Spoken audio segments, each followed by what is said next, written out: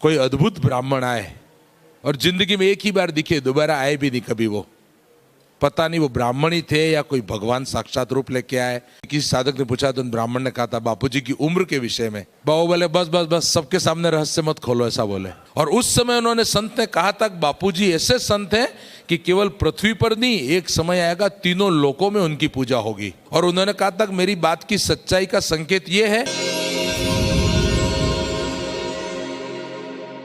कि कभी कोई एक ब्राह्मण आए थे, बहुत पहले की बात है, मैंने इनको देखा नहीं है अपनी आंखों से, मैंने तो बहुत बाद में दीक्षा ली, पर लेकिन ये बहुत साल पहले की बात है। जब ये पंडाल तो नहीं था, इसके पहले का नारियल का पंडाल भी नहीं बना था। उस समय बापूजी के सत्संग में मुश्किल से 100-200 लोग आते होंगे। उस जमाने की बात है, आज से कम 35-40 साल पहले। तो कोई अद्भुत ब्राह्मण आए और जिंदगी में एक ही बार दिखे, दोबारा आए भी नहीं कभी। वो पता नहीं वो ब्राह्मण ही थे या कोई भगवान साक्षात रूप लेके आए। पर बापूजी के सामने ये बात चली थी। किसी साधक ने पूछा तो उन ब्राह्मण ने कहा था बापूजी की उम्र के विषय में। तो बापूजी हंसने लगे थे, बोले आप बताओ। तो ब्राह्मण ने कहा था कि बापूजी ये जो श्लोक लिखा है ना, पहले ऐसा होता था कभी किसी जमाने में कि बोर्ड के ऊपर एक श्लोक लिख दिया जाता था और उस श्लोक के हिसाब से फिर उसके आधार पर पूज्य बापूजी सत्संग करते थे। गीता का या भागवत का कोई भी एक श्लोक लिख दिया, फिर उसकी व्याख्या करते करते बापूजी सबको मस्त कर देते, भगवान का अमृत चखा देते। तो श्लोक संख्या लिखी है, जितनी संख्या उतने साल की आयु, ऐसा उन ब्राह्मण देव ने कहा। बापूजी हंसने लगे। लोगों ने देखा 157 लिखा हुआ था। ब्राह्मण बोले इसका मतलब बापूजी आपकी आयु 157 साल है। तो बापू हंसे, बापू बोले भी सही। बाबू बोले बस बस बस सबके सामने रहस्य मत खोलो, ऐसा बोले। वो जिन्होंने मेरे को अनुभव बताया वो भाई अभी हैं, हयात है, जवान है, आज भी आश्रम में सेवा कर रहे हैं। अभी मैं उनके पास बैठ के आया हूँ।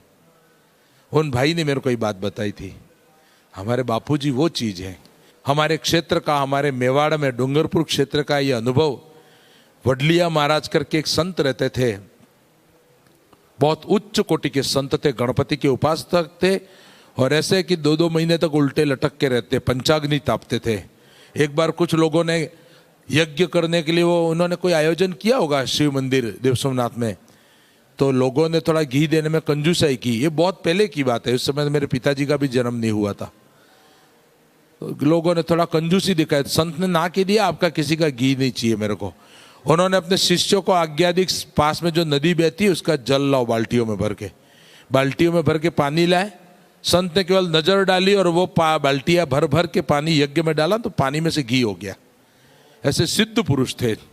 उनके पास हमारे इलाके के एक दादाजी, कल यज्ञशाला मैंने उनको सबके सामने खड़े भी किया था, वो दादाजी 1976 में गए कि प्रभु मुझे दीक्षा दो, तो उन संत ने ना कहा। उन संत का बापूजी से यूं बाहर से कोई परिचय नहीं था। वो संत है ना, वो केवल लंगोट पहन के रहते, कॉपिन, दूसरा कपड़ा भी नहीं था, और पैरों में लकड़ी की खड़ाऊ पहन के चलते थे। और पैदल का जमाना था उस समय, वाहन तो कोई था ही नहीं उनके पास। उन संत के दर्शन मैंने भी किए, मुझे याद नहीं उनका चेहरा, पर मैं छोटा 3 साल का था, उन्होंने प्रसाद भी दिया, मेरी माँ बताती है ऐसा। तो उन संत के पास हमारे जो दादाजी भाई शंकर जी वो गए थे, उन्होंने पूछा था कि प्रभु मुझे दीक्षा दो। तब उन संत ने बापूजी की तरफ इशारा करके बापू के लिए उनको याद दिला के संत ने कहा था कि तुम्हारे गुरु हैं वो आशाराम जी बापू है, बापूजी दीक्षा देंगे। और उस समय उन्होंने संत ने कहा था बापूजी ऐसे संत हैं कि केवल पृथ्वी पर नहीं, एक समय आएगा तीनों लोकों में उनकी पूजा होगी। आकाश, स्वर्गलोक, पाताल लोक और पृथ्वी, मृत्यु लोक, तीनों लोकों में उनकी पूजा होगी। ऐसे सदगुरु है। और उन्होंने कहा था मेरी बात की सच्चाई का संकेत यह है कि कुछ साल बाद वो संत तुम्हारे गुरु तुम्हारे घर आएंगे, ऐसा 1976 में कहा था। ये बात उन्होंने 76 की बात है। और इसके बाद 1984 मतलब 84 में पूज्य गुरुदेव जब एकदम काली दाढ़ी वाले अपने बापूजी थे, बिल्कुल काली दाढ़ी, उस समय बापूजी हमारे डूंगरपुर में उन दादाजी के गांव में, सेमलिया गांव में पहली बार हमारे डूंगरपुर इलाके में आए। और वो भी बापूजी घोड़े पे बैठ के आए थे। यही अहमदाबाद आश्रम में व्यासपीठ के